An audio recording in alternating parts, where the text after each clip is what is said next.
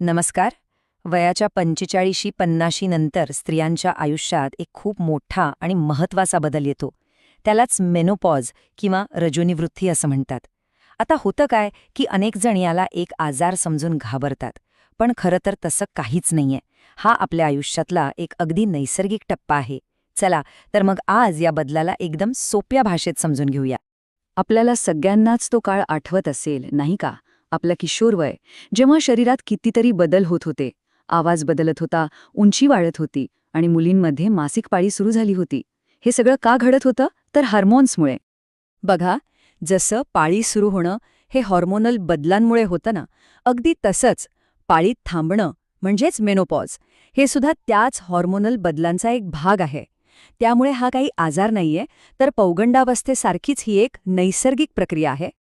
चला तर, आता या बदलाच्या नव्या पर्वाला जरा जवळून समजून घेऊया. नक्की काय घडतं बरं या काळात आपल्या शरीरात? अगदी सोप्या शब्दांत सांगायचं झालं तर मेनोपॉज म्हणजे तो काळ जेव्हा स्त्रियांची मासिक पाळी कायमची थांबते. खरं तर हा त्यांच्या आयुष्यातील एका नव्या अध्यायाचा आरंभ असतो. तर या सगळ्या बदलांमागचा मुख्य खेळाडू आहे इस्ट्रोजन नावाचा हॉर्मोन. स्त्रियांच्या आरोग्यासाठी हा खूपच महत्त्वाचा असतो बरं का. आणि मेनोपॉजच्या काळात काय होतं तर शरीरात याच हॉर्मोनची पातळी कमी व्हायला लागते आणि मग वेगवेगळी लक्षणं दिसायला सुरुवात होते. आपण इस्ट्रोजनला आपल्या शरीराचं एक संरक्षक कवच असंही म्हणू शकतो, कारण ते आपली हाडं, आपलं हृदय आणि आपल्या त्वचेचं रक्षण करतं. आणि साहजिकच जेव्हा हे संरक्षक कवच हळूहळू कमी होतं तेव्हा शरीराला काही नव्या आव्हानांना सामोरं जावंच लागतं. ठीक आहे, तर मग आता आपण त्या मुख्य लक्षणांबद्दल बोलूया, जी या काळात अनेक स्त्रिया अनुभवतात. यातलं सगळ्यात प्रमुख आणि कॉमन लक्षण म्हणजे हॉट फ्लॅशेस. खूप जणींना याचा अनुभव येतो. पण हे नक्की असतं तरी काय? जरा कल्पना करा. शांत बसलेला असताना अचानक छातीतून आणि चेहऱ्यावरून उष्णतेची एक लहर येते. खूप गरम व्हायला लागतं, अंगातून दरदरून घाम फुटतो आणि मग काही मिनिटांनी सगळं पुन्हा शांत होतं. हो, यालाच हॉट फ्लॅश म्हणतात. आता ऐकायला वाटेल की फक्त 2-3 मिनिटांचाच त्रास आहे. पण हा अनुभव इतका तीव्र असतो ना, की दिवसातून अनेकदा असं झालं की खूप अस्वस्थ वाटतं आणि आपल्या रोजच्या कामातही अडथळा येऊ शकतो. हॉट फ्लॅशेस तर बाहेरून दिसणारं लक्षण झालं. पण याच काळात शरीराच्या आतमध्येही बरेच बदल होत असतात आणि त्यामुळे आरोग्यासमोर काही नवीन आव्हानं उभी राहतात. जसं की इस्ट्रोजन कमी झाल्यामुळे हाडं ठिसूळ होऊ लागतात, ज्याला ऑस्टिओपोरोसिस म्हणतात. हृदयविकाराचा धोका वाढतो, जो मेनोपॉजच्या आधी तसा कमी असतो. ह्याशिवाय विनाकारण चिडचिड होणं, कधी एकदम रडू येणं आणि रात्री शांत झोप न लागणं यांसारख्या समस्याही खूप जाणवतात.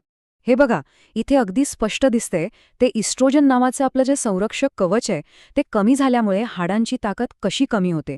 आणि ह्यामुळे काय होतं तर अगदी थोडंसं लागलं तरी फ्रॅक्चर होण्याचा धोका खूप वाढतो. पण खरं सांगू, या शारीरिक बदलांपेक्षाही मोठं आव्हान आहे ते म्हणजे आपल्या समाजातले गैरसमज. अनेकांना वाटतं की पाळी थांबली म्हणजे आता आयुष्य संपलं किंवा म्हातारपण आलं. पण हे पूर्णपणे चुकीचं आहे.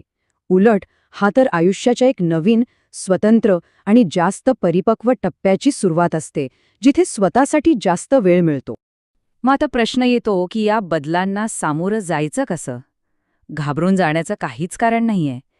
काही आरोग्यदायी सवयी आणि योग्य आहार घेतला ना, तर हा त्रास आपण नक्कीच कमी करू शकतो. आपल्या आहारात काही सोपे बदल केले तरी खूप फरक पडतो. उदाहरणार्थ सोयाबीन, टोफू आणि अळशी यांच्यामध्ये फायटोएस्ट्रोजन नावाचा एक घटक असतो. हा आपल्या शरीरातल्या नैसर्गिक एस्ट्रोजनसारखंच काम करतो आणि त्रास कमी करायला मदत करतो. आणि हो, हाडांच्या आरोग्यासाठी कॅल्शियमयुक्त पदार्थ खाणं तर खूपच गरजेचं आहे. यासोबतच रोज थोडं चालल्याने वजन नियंत्रणात राहतं. योगा केल्याने मन आणि शरीर दोन्ही शांत राहतं.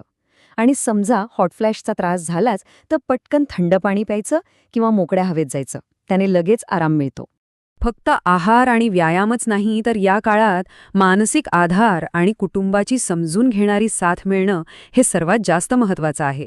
या काळात जी चिडचिड होते ना, ती मुद्दाम केलेली नसते. ती पूर्णपणे हॉर्मोनल बदलांमुळे होत असते.